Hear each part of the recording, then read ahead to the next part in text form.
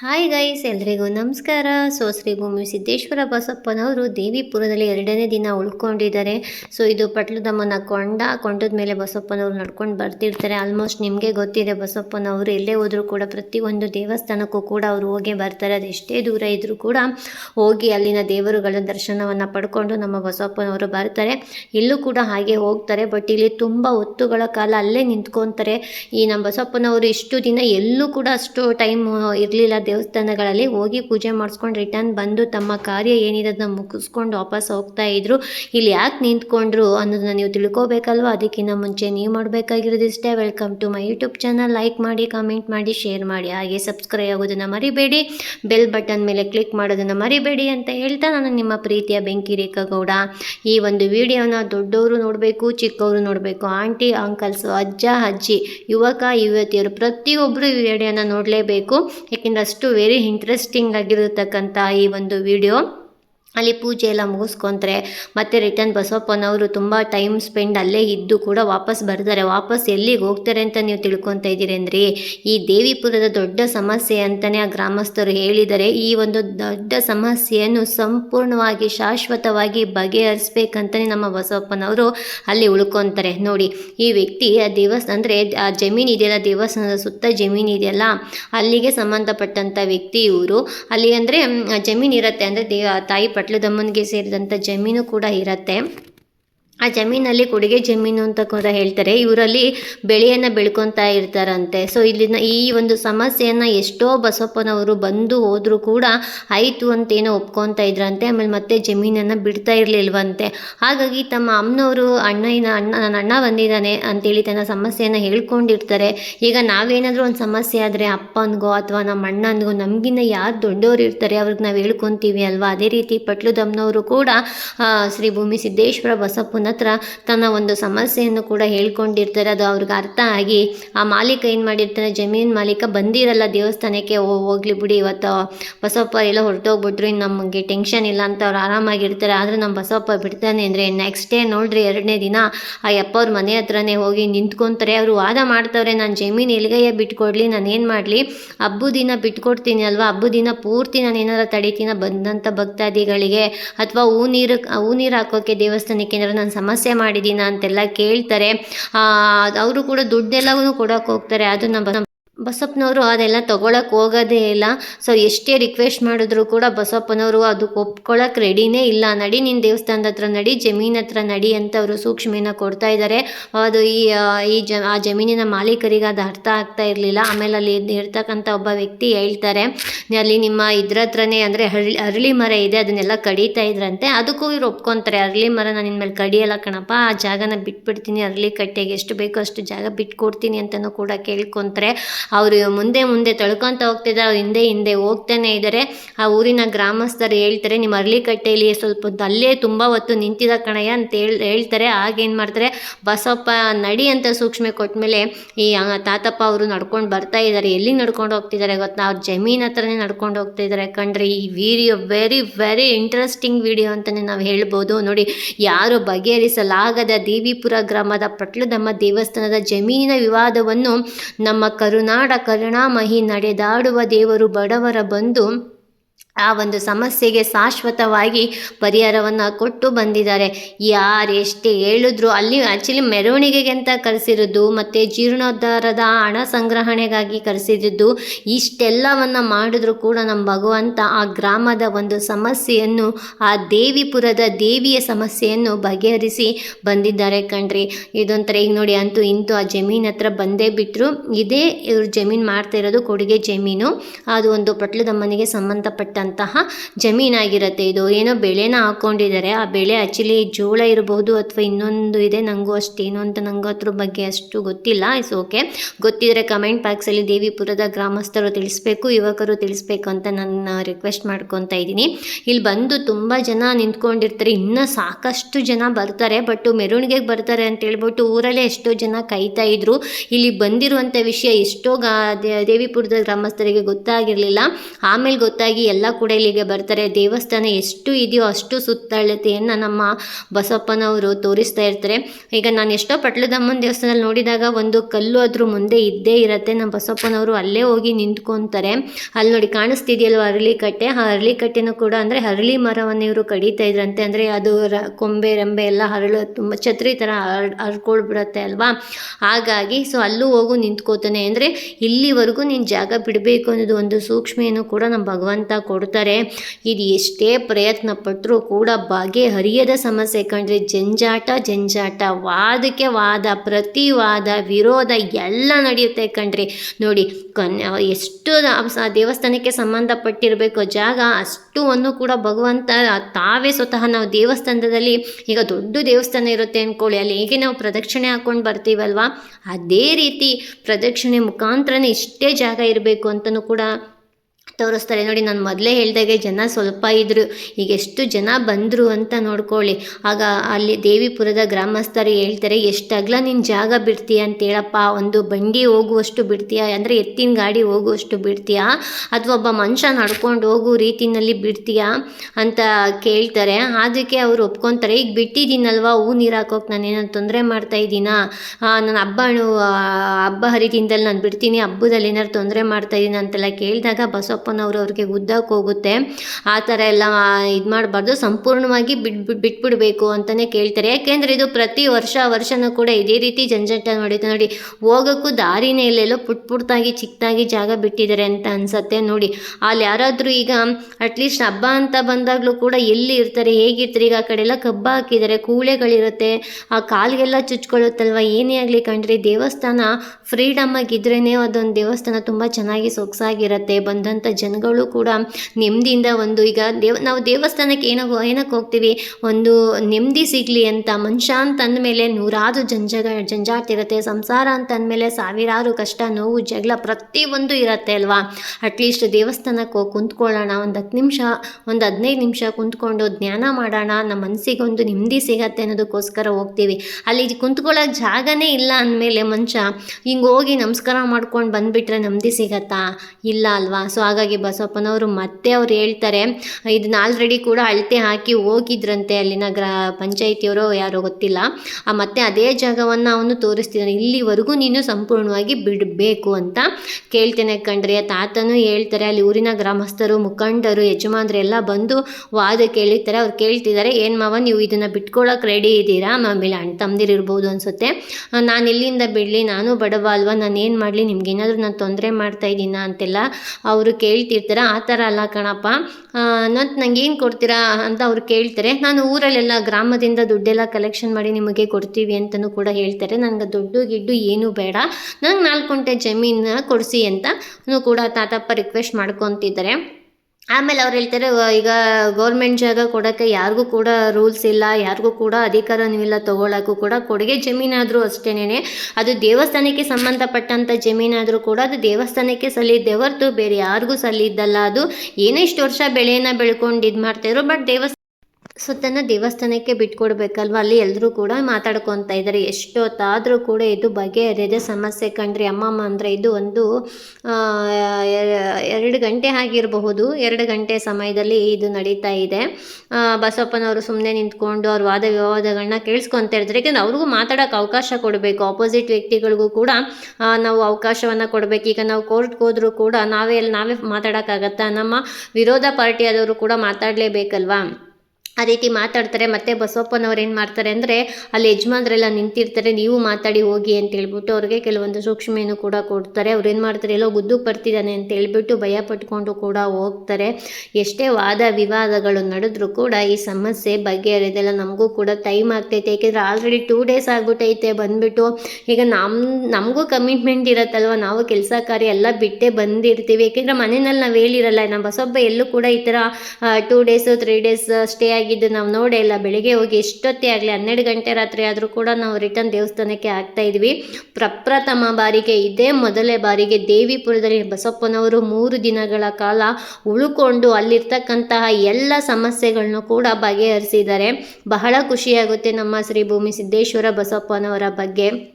ಈಗ ಮನುಷ್ಯನಿಗೂ ಅಷ್ಟೇ ಸಮಸ್ಯೆ ಬಹಳ ಇರತ್ತೆ ಕಣ್ರಿ ಅಲ್ವಾ. ಅದನ್ನು ನಾವುಗಳು ಹೇಗೆ ಬಗೆಹರಿಸ್ಕೋತೀವೋ ದೇವ್ರುಗಳು ಕೂಡ ಹಾಗೇನೆ ಬಗೆಹರಿಸ್ಕೊಳ್ತೇವೆ ಅನ್ನೋದಕ್ಕೆ ಇದೊಂದು ಉದಾಹರಣೆ ಆಗಿದೆ.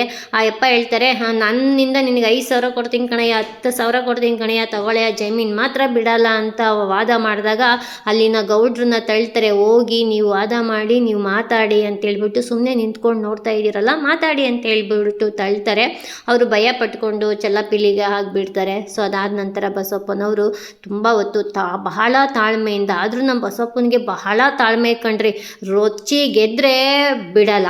ಸೊ ರೊಚ್ಚಿಗೆ ಹೇಳಲಿಲ್ಲ ಅಂತಂದರೆ ಉದ್ವೇಗಕ್ಕೆ ಒಳಗಾಗ್ಬಿಟ್ರೆ ಯಾರ ಮಾತನ್ನೂ ಕೇಳಲ್ಲ. ಎಷ್ಟು ಶಾಂತಿಯಿಂದ ಇರ್ತಾನೋ ನಮ್ಮ ಬಸವಪ್ಪನವರು ಅಷ್ಟು ಉದ್ವೇಗಕ್ಕೆ ಒಳಗಾಗ್ತಾರೆ ಕಣ್ರಿ ಅವರು. ನೋಡಿ ಎಷ್ಟು ಮಾತಾಡ್ಕೊತಾ ಇದ್ದಾರೆ, ಏನಪ್ಪ ಮಾಡೋದು ಅಂತ ಬಸವಪ್ಪನ ಹೇಳ್ತಿದ್ದಾರೆ, ನೀನು ಬಂದಿದೆ ಕಣಪ್ಪ, ಈ ಸಮಸ್ಯೆನ ನೀನು ಬಗೆಹರಿಸ್ಬಿಟ್ಟೆ ಹೋಗ್ಬೇಕಂತ ಹೇಳ್ಬಿಟ್ಟು ಅಲ್ಲಿನ ಗ್ರಾಮಸ್ಥರು ಕೇಳ್ಕೊತಿರ್ತಾರೆ. ಏಕೆಂದರೆ ದೇವಿಪುರದಲ್ಲಿ ಇದೊಂದು ದೊಡ್ಡ ಸಮಸ್ಯೆ ಅಂತಲೇ ಅಲ್ಲಿ ಗ್ರಾಮಸ್ಥರೇ ಒಪ್ಕೊಂಡಿದ್ದಾರೆ. ಇದು ಬಿಟ್ಟರೆ ನಮಗೆ ಬೇರೆ ಯಾವ ಸಮಸ್ಯೆನೂ ಇಲ್ಲ ಅಂತ ಹೇಳ್ತಾರೆ. ನಮ್ಮ ಬಸವಪ್ಪನವರು ಕೂಡ ಆಯಿತು ನಾನು ಬಗೆಹರಿಸಿ ನಾನು ಇಲ್ಲಿಂದ ಹೋಗ್ತೀನಿ ಅಂತಲೂ ಕೂಡ ಅವ್ರಿಗೆ ತಲೆ ಅಳಾಡಿಸುವ ಮುಖಾಂತರ ಸೂಕ್ಷ್ಮೆಯನ್ನು ಕೂಡ ಕೊಟ್ಟಿದ್ದಾರೆ. ಸೊ ಎಷ್ಟು ಮಾಡಿದ್ರು ಕೂಡ ಟೈಮ್ ಅಂತೂ ಹೋಗ್ತಾನೆ ಇದೆ. ಅಲ್ಲಿ ಮೆರವಣಿಗೆಗೂ ಕೂಡ ಕಾಯ್ತಾ ಇದ್ದಾರೆ. ನಮ್ಮ ಬಸವಪ್ಪನವರು ಮತ್ತೆ ಆ ಜಾಗವನ್ನು ತೋರಿಸ್ತಾ ಇದ್ದಾರೆ, ಎಲ್ಲಿಂದ ಬಿಡಬೇಕು ಅನ್ನೋದನ್ನು ಕೂಡ ತೋರಿಸ್ತಾ ಇದ್ದಾರೆ, ಎಲ್ಲಿ ತನಕ ನೀನು ಬಿಟ್ಕೊಡ್ಬೇಕಂತನೂ ಕೂಡ ತೋರಿಸ್ತಾರೆ. ಸೊ ಈಗ ಬೇರೆ ನಾರ್ಮಲ್ ಹಸುಗಳಾದರೂ ಕೂಡ ಅಲ್ಲಿ ಎಷ್ಟು ಹಸಿರು ಕಾಣಿಸ್ತಾ ಇದೆ ಅಲ್ವಾ.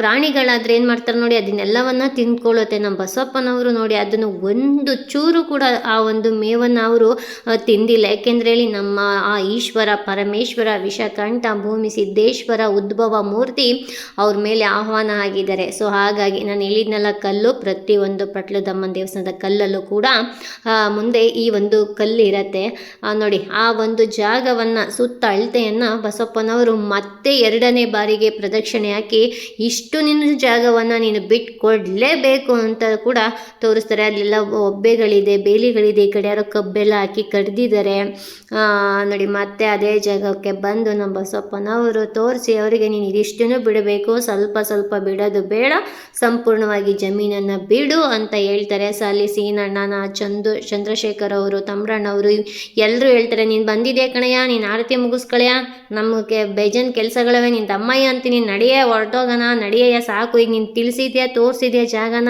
ಗೌಡ್ರು ಯಜಮಾನ್ರು ಬಗೆಹರಿಸ್ಕೊತಾರೆ ಅಂತಂದ್ರೂ ಅವ್ರಿಗೆ ಹೊಡೆಯೋಕೆ ಹೋಗ್ತಾನೆ ನೋಡಿ. ಭಯ್ಯ ಹೋಗೋಣ, ಟೈಮ್ ಆಯ್ತೈತೆ, ನಿನ್ನ ತಮ್ಮಯ್ಯ ಅಂತ ಎಷ್ಟೇ ರಿಕ್ವೆಸ್ಟ್ ಮಾಡಿದ್ರು ಹೋಗಲ್ಲ. ಯಾಕೆಂದರೆ ನಮ್ಮ ಬಸವಪ್ಪ ಮುಂದೆ ಇಟ್ಟ ಹೆಜ್ಜೆನ ನಮ್ಮ ಹಿಂದೆ ಯಾವುದೇ ಕಾರಣಕ್ಕೂ ಕೂಡ ತೆಗೆಯಲ್ಲ. ಯಾಕೆಂದರೆ ಗೆದ್ದೇ ಗೆಲ್ಲಬೇಕು ನಮ್ಮ ಬಸವಪ್ಪನವರು ಅನ್ನೋದೊಂದು ಆಟ ಇರುತ್ತೆ. ಮನುಷ್ಯ ಆದ ಅವನ ಸೃಷ್ಟಿ ನಾವು ನಮಗೇನಿಷ್ಟು ಆಟ ಇರುತ್ತೆ ಅಂತಂದಮೇಲೆ ನಮ್ಮನ್ನು ಸೃಷ್ಟಿ ಮಾಡಿರೋ ಭಗವಂತ ಅವನಿಗೆ ಇನ್ನೆಷ್ಟು ಆಟ ಇರಬಾರ್ದು ಅಲ್ವಾ. ಸೊ ಮತ್ತೆ ಬಸವಪ್ಪನವರು ಆ ಪಟ್ಲದಮ್ಮ ದೇವಿಯ ದೇವಸ್ಥಾನವನ್ನು ಕೂಡ ಪ್ರದಕ್ಷಿಣೆಯನ್ನು ಹಾಕ್ಕೊಂಡು ಬರ್ತಾರೆ. ಇಲ್ಲಿ ನಾವು ಹೇಗೆ ದೇವ್ರ ವಿಗ್ರಹ ಹಿಂದೆ ನಾವು ನಮಸ್ಕಾರವನ್ನು ಮಾಡ್ಕೊತೀವೋ ಅದೇ ರೀತಿ ಅಲ್ಲಿ ಸ್ವಲ್ಪ ಹೊತ್ತು ನಿಂತ್ಕೊಂಡು ಅವ್ರು ಏನೇನೋ ಮಾತಾಡ್ಕೊತಿದ್ದಾರೆ. ಅವರ ದೇವರ ಮಾತು ದೇವರೇ ತಿಳಿಯಬೇಕು, ನಮ್ಗೆ ಅರ್ಥ ಆಗಲ್ಲ ಅಲ್ವಾ. ಹಾಗಾಗಿ ಅಲ್ಲಿ ಸುಮಾರು 10 ನಿಮಿಷ ನಿಂತ್ಕೊತಾರೆ, ಮಾತುಕತೆ ಮಾತಾಡ್ಕೊತಾರೆ ಅಮ್ಮನವರು ಮತ್ತು ಐನವರು. ಇದಾದ ನಂತರ ಮತ್ತೆ ಪ್ರದಕ್ಷಿಣೆಗೆ ಬರ್ತಾರೆ. ಏನಾಗುತ್ತೆ ಅಂದರೆ ಇದು ಅಷ್ಟೊತ್ತಿಗೆ 3 ಗಂಟೆ ಆದರೂ ಕೂಡ ಈ ಸಮಸ್ಯೆ ಬಗೆಹರಿಯಲ್ಲ. ಪ್ರತಿ ವಿವಾದಗಳೇ, ನಾನು ಬಿಡಲ್ಲ, ನಾನು ಹಬ್ಬದಲ್ಲಿ ಬಿಡ್ತೀನಿ ಅಷ್ಟೇ, ನಾನೇನು ಮಾಡಲಿ. ಇದೇ ವಾದಗಳು ನಡೀತಾ ಇರುತ್ತೆ ಕಣ್ರಿ. ಇಲ್ಲಿ ಗೆದ್ದವ್ರು ಯಾರು ಸೋಲವ್ರು ಯಾರು ಅನ್ನೋದೇ ಕನ್ಫ್ಯೂಸ್ ಆಗಿಬಿಟ್ಟಿರತ್ತೆ.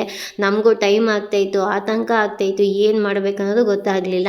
ಮತ್ತು ಇಲ್ಲಿ ಒಟ್ಟಿಗೆ ಗ್ರಾಮಸ್ಥರು ಎಲ್ಲ ಬರ್ತಾರೆ. ಯಜಮಾನ್ರು, ದೇವಿಪುರದ ಗೌಡ್ರುಗಳು, ಯಜಮಾನ್ರು, ಗ್ರಾಮಸ್ಥರು ಎಲ್ಲ ನಿಂತ್ಕೊಂಡು ಅವರವರೇ ವಾದ ಮಾಡ್ಕೊತಿದ್ದಾರೆ. ಏನಂತ, ಈ ನಮ್ಮೂರಲ್ಲಿ ಈಗ ಎಷ್ಟೋ ಬಸಪ್ಪಗಳು ಬಂದೋದ್ರು, ಅವ್ರ ಮನೆಯವ್ರ ಮಿಸ್ಸಸ್ ಅಂದರೆ ಅವರ ಮನೆಯ ಒಡೆತಿಯನ್ನು ಕೂಡ ಬಸವಪ್ಪನವರು ಆ ಹೊಲದಲ್ಲೆಲ್ಲ ಉರುಳಾಡ್ಸ್ಕೊಂಡೆಲ್ಲ ಹೊಡೆದಿತ್ತು ಅಂತೆಲ್ಲ ಹೇಳ್ತಾ ಇದ್ರು. ನೋಡಯ್ಯ, ನಮಗೆ ಈ ಊರಲ್ಲಿ ಇದೊಂದೇ ದೊಡ್ಡ ಸಮಸ್ಯೆ. ಈ ಸಮಸ್ಯೆ ಬಂದಿದೆಯಾ, ಇನ್ನೂ ಕೆಲವೊಂದು ಬೀದಿ ಮೆರವಣಿಗೆ ಅವೆ ಅಲ್ವಾ, ಅದೆಲ್ಲ ಮುಂದಕ್ಕೆ ನೋಡ್ಕೊಳ್ಳೋಣ. ಫಸ್ಟ್ ಇದೊಂದು ಸಮಸ್ಯೆನ ಬಗೆಹರಿಸು. ನಮ್ಗೆ ಇದೊಂದೇ ದೊಡ್ಡ ಸಮಸ್ಯೆ ಆಗಿರೋದು. ಎಷ್ಟೋ ಬಸವಪ್ಪಗಳು ಬಂದೋ ಹೋದೋ ಆಯಿತು ಅಂತ ಇವರು ಒಪ್ಕೊತಾರೆ. ಅದಾದ ನಂತರ ಅದೇ ಕೆಲಸ, ಅದೇ ರಾಗ, ಅದೇ ಹಾಡು ಅನ್ನುವಾಗೆ ಇದು ನಡೀತಾನೆ ಇರುತ್ತೆ. ಇಲ್ಲಿ ನಮಗೊಂದು ಈ ಜಾಗ ಏನಿದೆ ಇದಕ್ಕೊಂದು ಶಾಶ್ವತವಾಗಿ ಪರಿಹಾರವನ್ನು ಕೊಟ್ಟೆ, ನೀನು ಇಲ್ಲಿಂದ ಹೋಗ್ಬೇಕು ಕಣಯ್ಯ ಅಂತೇಳಿ ಅಲ್ಲಿನ ಮುಖಂಡರು ಕೇಳ್ಕೊತಿರ್ತಾರೆ. ಎಲ್ಲರೂ ಏನು ಡಿಸಿಷನ್ ತೊಗೊತಾರೆ. ಆ ಗೌಡ್ರುಗಳಲ್ಲಿ ಏನು ಮಾಡಬಹುದು, ಎತ್ತು ಮಾಡ್ಬೋದು ಅನ್ನೋದನ್ನು ಕೂಡ ಡಿಸಿಷನ್ನ ತೊಗೊಳ್ತಾ ಇರ್ತಾರೆ. ನಮ್ಮ ಬಸಪ್ಪನವರು ಅಂತೂ ಇಂತೂ ಈ ಸಮಸ್ಯೆ ನಾನು ಬಗೆಹರಿಸೇ ಹೋಗ್ತೀನಿ ಅಂತ ಹೇಳ್ಬಿಟ್ಟು ದೇವಸ್ಥಾನದಲ್ಲೇ ಅಲ್ಲೇ ಸ್ಟೇ ಆಗಿಬಿಡ್ತಾರೆ ಕಣ್ರಿ. ನಾವೆಷ್ಟು ಹೇಳಿದ್ರೂ ಬರಲ್ಲ. ಬಪ್ಪ ಹೋಗೋಣ, ಟೈಮ್ ಆಗತ್ತೆ, ದೇವಸ್ಥಾನದಲ್ಲಿ ಭಕ್ತಾದಿಗಳು ಕಾಯ್ತಿದ್ದಾರೆ, ಬಯ್ಯ ಮೆರವಣಿಗೆ ಮುಗಿಸ್ಕೊಂಡು ಹೊರಟ್ಬಿಡೋಣ ಅಂದರೂ ಕೂಡ ಜಪ್ಪಯ್ಯ ಅಂದರು ಜಪ್ಪಿಯಲ್ಲ. ಅದೇ ಜಾಗದಲ್ಲಿ ಉಳ್ಕೊತಾನೆ. ಏನಿಲ್ಲ ಅಂದರೆ ಇದು ಸಂಜೆ 5ರಿಂದ 6 ಗಂಟೆ ಸಮಯ ಆಗಿರುತ್ತೆ. ಎಲ್ಲ ವಾದ ವಿವಾದಗಳನ್ನ ಮುಗಿಸ್ಕೊತಾರೆ. ಎಷ್ಟೊತ್ತು ಅಂತ ಅವರು ಇರ್ತಾರಲ್ವೇಂದ್ರೆ ಅವ್ರಿಗೂ ಕಾಫಿ ತಿಂಡಿ ಊಟ ಎಲ್ಲವನ್ನ ಮಾಡಬೇಕು. ಏಕೆಂದ್ರೆ ನಾವು ಮನುಷ್ಯ, ನಮ್ಗೆ ಹಸುವಾಗುತ್ತೆ. ಅವನು ದೇವರು ಕಣ್ರಿ, ಅವನಿಗೆ ಯಾವುದೇ ರೀತಿ ಆಸೆ ಇಲ್ಲ, ಆಕಾಂಕ್ಷೆಗಳಿಲ್ಲ, ಹಸಿವಿಲ್ಲ, ದಾಹ ಇಲ್ಲ, ನಮಗೆಲ್ಲವನ್ನ ಇದೆ. ಅದಕ್ಕೆ ನಾವು ನರಮಾನವರು, ಅವನು ದೇವರು ಅಂತ ಹೇಳೋದು. ಈ ಒಂದು ಸಮಸ್ಯೆನ ಬಗೆಹರಿಸಲೇಬೇಕು ಅಂತ ಗೌಡ್ರುಗಳೆಲ್ಲ ಮಾತಾಡ್ಕೊತಿದ್ದಾರೆ. ನಮಗೂ ಕಾದು ಕಾದು ಸುಸ್ತಾಗೋಯ್ತು ಕಣ್ರಿ. ನಾವು ಅಂತೂ ಒಂದು ಕಡೆ ಸ್ಟೇ ಆಗಿಬಿಟ್ರಿ. ಬಟ್ ಏನಂದರೆ ಇಲ್ಲಿನ ಒಂದು ಒಗ್ಗಟ್ಟು ಇದೆಯಲ್ಲ, ಅದು ನನಗೆ ಬಹಳ ಖುಷಿ ಆಯಿತು. ಅದು 3ನೇ ದಿನದ ವಿಡಿಯೋದಲ್ಲಿ ನಾನು ಹೇಳ್ತೀನಿ ಅದ್ರ ಬಗ್ಗೆ, ಎಷ್ಟು ಖುಷಿ ಇದೆ, ಎಷ್ಟು ಸಂತೋಷ ಇದೆ ಅಂತ ಹೇಳಿಬಿಟ್ಟು. ಈಗ ಏನಪ್ಪ ಮಾಡೋದು ಈ ಸಮಸ್ಯೆಗೆ, ನಮಗಂತೂ ಫುಲ್ ಟೆನ್ಷನ್ ಆಗ್ತಿದೆ. ಈ ಊರು ಗೌಡ್ರೆಲ್ಲ ಮಾತಾಡ್ಕೊತಿದ್ದಾರೆ, ಇಲ್ಲ ನಮ್ಮ ಬಸಪ್ಪನೂ ಬರ್ತಾ ಇಲ್ಲ, ಏನು ಮಾಡೋದು. ಅಲ್ಲಿ ಮೆರವಣಿಗೆಗೆ ಇನ್ನೂ 3 ಬೀದಿ ಇದೆಯಂತೆ. ಮೊದಲೇ ದೊಡ್ಡೂರು ದೇವಿಪುರ, ಏನು ಮಾಡೋದು ಅಂತ ನಮಗೂ ಗೊತ್ತಾಗ್ತಾ ಇಲ್ಲ. ಸ್ವಲ್ಪ ನಿಂತ ಕಡೆ ನಾವು ನಿಂತ್ಕೊಂಡ್ವಿ. ನಮಗೂ ಓಡಿ ಕಾಲೆಲ್ಲ ಸಿಕ್ಕಾಪಟ್ಟೆ ನೋವಾಗ್ತಾಯಿತ್ತು. ನಾವು ಒಂದು ಕಡೆ ರೆಸ್ಟ್ ಮಾಡೋಣ ಅಂತ ಕುಂತ್ಕೊಂಡ್ವಿ ಕಣ್ರಿ. ಮತ್ತೆ ಬಸಪ್ಪನವ್ರು ಏನು ಮಾಡ್ತಾರೆ, ಬರ್ತಾರೆ, ಸುತ್ತ ಎಲ್ಲವನ್ನ ನೋಡ್ತಾರೆ. ಯಾರ ಮಾತಕ್ಕೂ ಅವರು ಮನೆ ಮಾಲೀಕರು ಬೆಲೆ ಕೊಟ್ಟಿಲ್ಲ.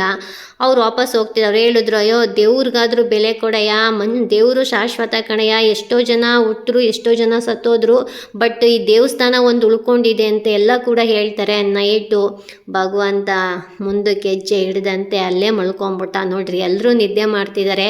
ನಮ್ಮ ಬಸವಪ್ಪ ಇವರೆಲ್ಲರೂ ಕಾಯ್ತಿದ್ದಾರೆ.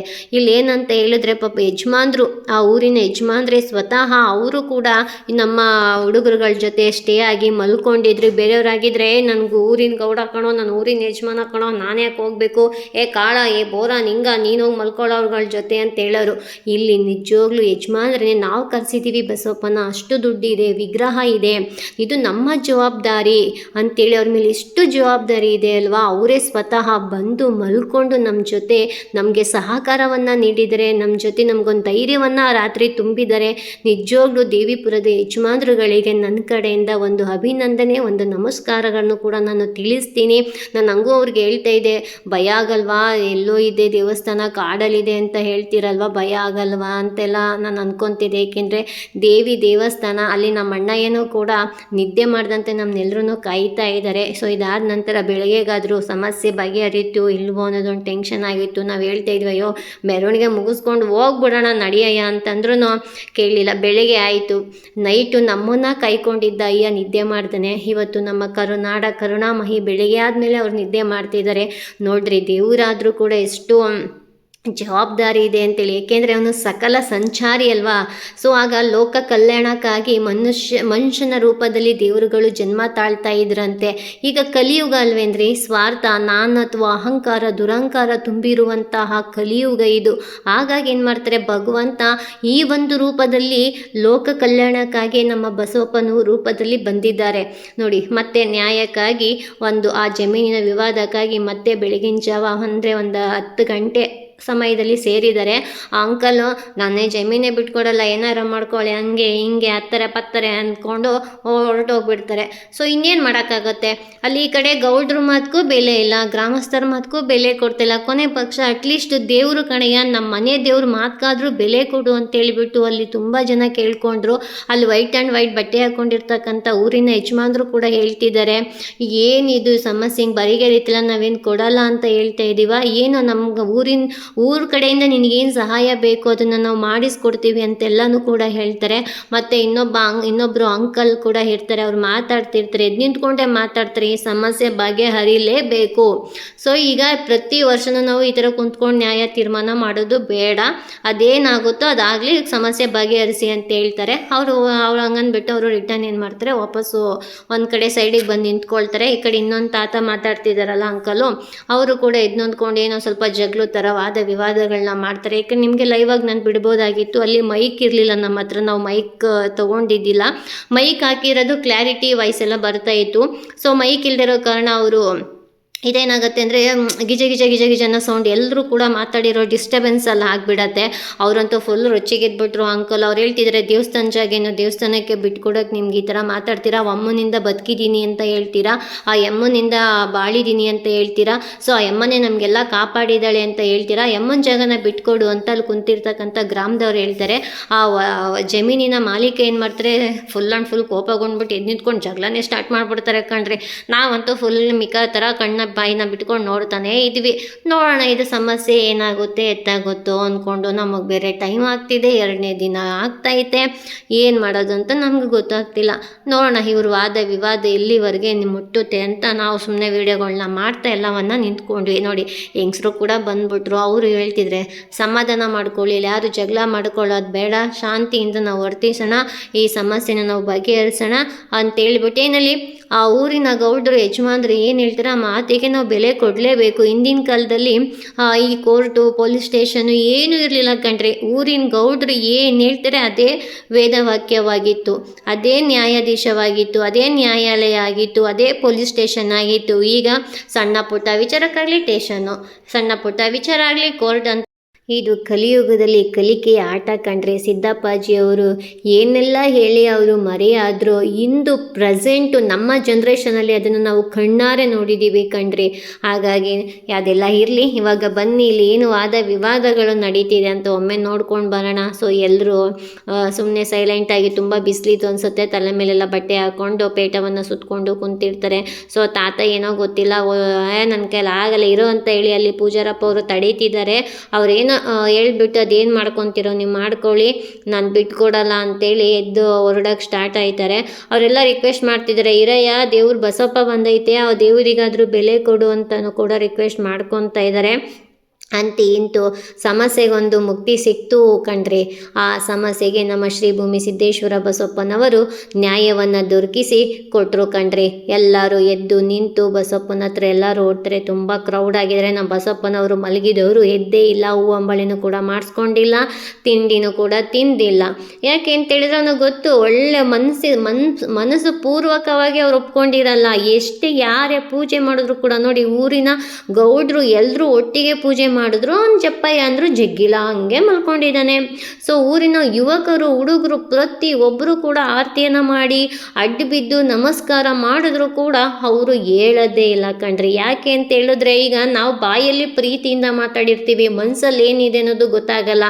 ನಿಮ್ಮ ಹತ್ರ ಹಾಯ್ ನೀವೆಷ್ಟು ಒಳ್ಳೆಯವರಲ್ವಾ ಅಂತ ಒಬ್ಬ ಮನುಷ್ಯನ ಹತ್ರ ನಾವು ಹೇಳ್ತೀವಿ. ಆಗ ಅವನ ವ್ಯಕ್ತಿ ಏನು ಮಾಡ್ತಾನೆ, ಇವರೆಷ್ಟು ಒಳ್ಳೆ ಹುಡುಗಿ ಅಲ್ವಾ, ಇವರೆಷ್ಟು ಒಳ್ಳೆಯವರಲ್ವಾ ಅಂತೀವಿ. ಬಟ್ ನನ್ನ ಮನಸ್ಸಲ್ಲಿರೋ ವಿಷಯ ಯಾರಿಗೂ ಗೊತ್ತಿರಲ್ಲ. ಭಗವಂತನಿಗೆ ಬಾಯಲ್ಲಿ ಏನು ಹೇಳಿರ್ತೀವಿ, ಮನಸ್ಸಲ್ಲಿ ಏನಿರುತ್ತೆ ಪ್ರತಿಯೊಂದು ಗೊತ್ತಾಗುತ್ತೆ ಕಣ್ರಿ. ಅದಕ್ಕೆ ಅವನ ಮಾಯಾವಿ ಅಂತ ನಾವು ಕರೆಯೋದು ದೇವ್ರನ್ನ. ಅದಕ್ಕೆ ಅವನಿಗೆ ಆಕಾರ ಇಲ್ಲ, ಏನು ರೂಪ ಇಲ್ಲ, ಆಸೆ ಇಲ್ಲ, ಆಕಾಂಕ್ಷೆಗಳಿಲ್ಲ. ಮನಸ್ಸಲ್ಲಿ ಇರುವಂಥ ಮಾತನ್ನು ಅವನು ಕೇಳಿಸ್ಕೊಳ್ಳುವಂಥ ಶಕ್ತಿ ಇರೋದು ಆ ಭಗವಂತನಿಗೆ ಕಣ್ರಿ. ಹಾಗೆ ಯಾರೇ ಪೂಜೆ ಮಾಡಿದ್ರು ಕೂಡ ನಮ್ಮ ಬಸಪ್ಪನವರು ಎದ್ದೇಳಲ್ಲ. ಕೊನೆಗೆ ಆ ಜಮೀನಿನ ಮಾಲೀಕ ತಾಯಿ ಬರ್ತಾರೆ, ಮಹಾತಾಯಿ ಮತ್ತು ಆ ಒಂದು ಅಂಕಲ್, ಆ ಜಮೀನಿನ ಮಾಲೀಕರು ಅಂತ ಅನ್ಕೋತೀವಿ ಈ ತಾಯಿ. ಇವರೆಲ್ಲ ಬಂದು ಪೂಜೆ ಮಾಡಿ ತಪ್ಪಾಯಿತು ಕಣಪ್ಪ ಅಂತೇಳಿ ಕಾಣಿಕೆಯನ್ನು ಅವರು ಮೊಕ್ರಂಬೆಗೆ ಹಾಕ್ತಾರೆ. ಆಯಿತು ಕಣೆಯ, ನಾವು ಮನಸ್ಪೂರ್ವಕವಾಗಿ ನಾವು ಒಪ್ಕೊಂಡಿದ್ದೀವಿ ಅಂತ ಹೇಳ್ದಾಗಲೇ ನಮ್ಮ ಬಸಪ್ಪನವರು ಎದ್ದು ನಿಂತ್ಕೊತಾರೆ. ಆದರೂ ಕೂಡ ಹೇಳಿರಲ್ಲ ಅವರು, ಆ ಥರ ಬಾಯಿ ಬಿಟ್ಟು ಹೇಳಿದ್ರು ಕೂಡ ಹೇಳಿರಲ್ಲ. ಸೊ ಒಂದು ಮುಡುಪು ಮಾಡಿ ಕಟ್ಟರು ಕೂಡ ಅವರು ಹೇಳಿರಲ್ಲ. ಇನ್ನೂ ಅವ್ರ ಮನಸ್ಸಲ್ಲಿತ್ತು, ಅಯ್ಯೋ ದೇವ್ರು ಹೊರಟೋದ ಮೇಲೆ ನಾವು ಮತ್ತೆ ಅದೇ ರಾಗ ಅದೇ ಆಡೋ ಥರ ಮಾಡ್ಕೊಂಡು ಜಮೀನು ಮಾಡ್ಕೊಂಡು ಹೋಗೋಣ ಅನ್ನೋ ಉದ್ದೇಶ ಇತ್ತು, ಏನೋ ಗೊತ್ತಿಲ್ಲ. ನೀರಿನಲ್ಲಿರೋ ಮೀನಿನ ಹೆಜ್ಜೆ ಕಂಡುಹಿಡಿಬೋದಂತೆ ಮಾನವನ ಮನಸ್ಸಿನಲ್ಲಿರೋ ಕೆಲವೊಂದು ವಿಷಯಗಳನ್ನ ನಾವು ತಿಳ್ಕೊಳಕ್ಕಾಗಲ್ಲ. ಎಲ್ಲರೂ ಪೂಜೆ ಮಾಡ್ತಾರೆ, ಎಷ್ಟು ಜನ ಪೂಜೆ ಮಾಡಿದ್ರು ನಮ್ಮ ಬಸಪ್ಪ ಇದು ಮಾಡಲ್ಲ. ಸೊ ಆ ಜಮೀನಿನ ಮಾಲೀಕ ಮಾಲೀಕರು ತಪ್ಪಾಯಿತು ಅಂತ ಕೇಳಿಕೊಂಡು ಸೊ ಭಗವಂತನಿಗೆ ತಪ್ಪು ಕಾಣಿಕೆಯನ್ನು ಕೊಟ್ಟು ಮತ್ತೆ ನಮಸ್ಕಾರ ಮಾಡ್ತಾರೆ. ಆಗ ಬಸಪ್ಪನವರು ಕೆಲವೊಂದು ನಿಮಿಷಗಳ ಕಾಲ ಯೋಚನೆ ಮಾಡಿ ಎದ್ದೇಳ್ತಾರೆ ಕಣ್ರಿ. ಅಂತೂ ಇಂತೂ ದೇವಿಪುರದಲ್ಲಿ ದೊಡ್ಡ ಸಮಸ್ಯೆ ಆಗಿದ್ದಂತಹ ಜಮೀನ ವಿವಾದವನ್ನು ಬಗೆಹರಿಸಿದ್ರು ನಮ್ಮ ಶ್ರೀ ಭೂಮಿ ಸಿದ್ದೇಶ್ವರ ಬಸಪ್ಪನವರು. ಕರುಣಾಮಹಿ ನಡೆದಾಡುವ ದೇವರು ಕಣ್ರಿ. ಬನ್ನಿ ಮುಂದಿನ ವಿಡಿಯೋದಲ್ಲಿ 3ನೇ ದಿನದಲ್ಲಿ ಬಸಪ್ಪನವರಿಗೆ ದೇವಿಪುರದ ಗ್ರಾಮಸ್ಥರು ಯಾವ ರೀತಿ ಒಂದು ಸನ್ಮಾನವನ್ನು ಮಾಡಿದ್ರು, ಯಾವ ರೀತಿ ಗೌರವನ ಕೊಟ್ಟರು, ಎಷ್ಟು ಹಣ ಸಂಗ್ರಹ ಆಯಿತು ಅನ್ನೋ ವಿಡಿಯೋವನ್ನು ಮುಂದಿನ ಭಾಗದಲ್ಲಿ ನಾನು ನಿಮಗೆ ತೋರಿಸ್ತೀನಿ. ಅಲ್ಲಿವರೆಗೂ ಟೇಕ್ ಕೇರ್, ಬಾಯ್ ಬಾಯ್ ಅಂತ ಹೇಳ್ತಾ ನಾನು ನಿಮ್ಮ ಪ್ರೀತಿಯ ವೆಂಕಿ ರೇಖಾ ಗೌಡ.